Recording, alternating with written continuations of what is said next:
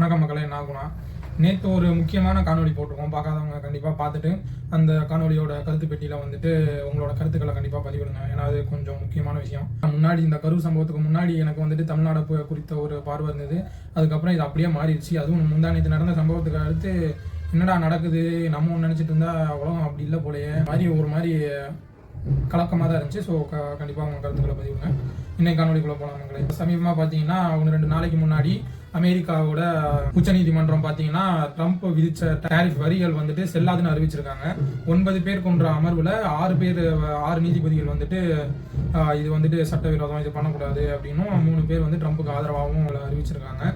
அவங்க என்ன சொல்றாங்கன்னு பார்த்தீங்கன்னா, டாரிஃப் விதிக்கிறதுக்கான அத்தாரிட்டி அந்த அதிகாரம் யார்கிட்ட இருக்குன்னு பார்த்தீங்கன்னா அமெரிக்காவோட காங்கிரஸ் சபை கிட்ட தான் இருக்கு. ஆனால் சில international emergency economic terror act அப்படின்ற ஆக்டுக்கு கீழே பார்த்தீங்கன்னா அமெரிக்கா அதிபருக்கு வந்துட்டு சில விலக்குகள் இருக்கு, சில அதிகாரங்கள் இருக்கு. இந்த டாரிஃப்ல ரொம்ப குறைந்த வந்துட்டு முடிவு பண்ணுவாங்க. இப்போ இந்த உச்சநீதிமன்றம் வந்து டாரிஃபை ரத்து பண்ணணும்னு சொன்னாலும் சில டாரிஃப்கள் வந்துட்டு அது அப்படியே தொடர்ந்து தான் இருக்கும். ஏன்னா இது அவங்க சட்டம் அப்படி இருக்கு. செக்ஷன் 232 படி நேஷனல் செக்யூரிட்டி டாரிஃப்னு ஒன்று இருக்கு. அதில் என்னென்ன வரும்னு பார்த்தீங்கன்னா இந்த அலுமினியம், ஸ்டீல், இந்த மாதிரி உலோகங்கள் இது சம்மந்தப்பட்டு அவர் விதிச்சிருக்க டாரிஃப் அந்த நாடுகளுக்கு இருக்க டாரிஃப்லாம் கண்டிப்பாக தொடரும். செக்ஷன் 301 படி அன்ஃபேர் ட்ரேட் டாரிஃப் இது பார்த்தீங்கன்னா சீனா மேலே வச்சிருக்காரு, இதுவும் தொடரும்னு சொல்றாங்க. இப்போ இந்த உச்சநீதிமன்றம் இப்படி சொன்ன பிறகு ட்ரம்ப் வந்துட்டு விடுவாரா? அவரை யாராவது எதிர்த்து பேசிட்டாலே சுருக்குன்னு மண்டை சூடு பிடிச்சாலே உடனே வந்துட்டு அதுக்கு என்ன அவரால் என்ன பண்ண முடியும், திருப்பி எப்படி அடிக்கிறதுன்னு மட்டும்தான் யோசிப்பாரு. சரியா தப்பா அதெல்லாம் யோசிக்க மாட்டார். அவர் நீ எதிர்த்து பேசிட்டீங்கன்னா நீ எப்படி எதிர்த்து பேசலாம், நான் அமெரிக்க அதிபர், நான் அவனாக்கும் நான் இவனாக்கும்ட்டு அந்த ஒரு ஈகோ தான் அவருக்கு எப்பயுமே இருக்கிற. அவங்க கடந்த வருடங்கள் நிறையா பார்த்துருப்போம். அந்த மாதிரி என்ன பண்ணிட்டாருன்னா இப்போ அவரோட அதிகாரத்துக்கு உட்பட்ட என்ன பண்ண முடியும்னு பார்த்துட்டு பிளாங்கெட் டாரிஃப்னு ஒன்று இருக்குது. அது பார்த்தீங்கன்னா இந்த மாதிரி ஒரு நாடுக்கு 50%, ஒரு நாடுக்கு 20%, அந்த மாதிரி பாரபட்சமோ இல்லை ஏற்ற இறக்கமோ அவரை இஷ்டத்துக்கு டாரிஃப் போட முடியாதுன்றதுனால பிளாங்கெட் டாரிஃப்னு எல்லா நாடுகளுக்கும் ஒரே அளவு 10% இல்லை 15% அதிகபட்சம் அவரால் விதிக்க முடியும்னு சொல்லியிருக்காங்க. அதில் வந்துட்டு இப்போ அவர் திருப்பி எல்லா நாடுகளுக்கும் இதை நான் போடுறேன் அப்படின்ட்டு அறிவிச்சிட்டாரு. உடனே தீர்ப்பு வாங்கின அந்த 6 நீதிபதிகளையும் வந்துட்டு கடுமையாக விமர்சிச்சிருக்காரு. இவங்க தேசப்பற்று அற்றவங்க, நான் போட்ட டாரிஃப் வந்து நாட்டுக்கு நல்லது தான், அது நிறைய வருமானம் தேடி கொடுத்துச்சு, கண்டிப்பாக இவங்க குடும்பத்தார் இவங்க எல்லாருமே வந்துட்டு வெக்கப்படணும் இந்த மாதிரி ஒரு முடிவு வழங்கியதுக்கு அப்படி இப்படின்னு போட்டு விளாசியிருக்காரு. இதுல பணம் வருதுன்னு பாக்குறாரு. ஆனா இதனால அவர் வந்துட்டு நிறைய விரோதிகளை சம்பாதிச்சுக்கிறாரு, நிறைய நாடுகளோட இருக்க நட்பை கெடுத்துக்கிறாரு. அப்படின்றப்போ இப்ப அமெரிக்கா மட்டும் ஒரு பக்கம், ஏன்னா இப்ப இந்த கிரீன்லாந்து விவகாரமா இருக்கட்டும், அந்த மாதிரி ஐரோப்பாவை வந்துட்டு அவரே நேரடியாக வந்துட்டு பகைச்சிக்கிற அளவுக்கு அவங்க வந்து இவருக்கு எதிராக திரும்புற அளவுக்கு இவரே உருவாக்குறாரு, அழிவு விடுறாரு, இவரே வந்துட்டு உருவாக்கிறார். தவளை தன் வாயால் கெடுன்ற மாதிரி.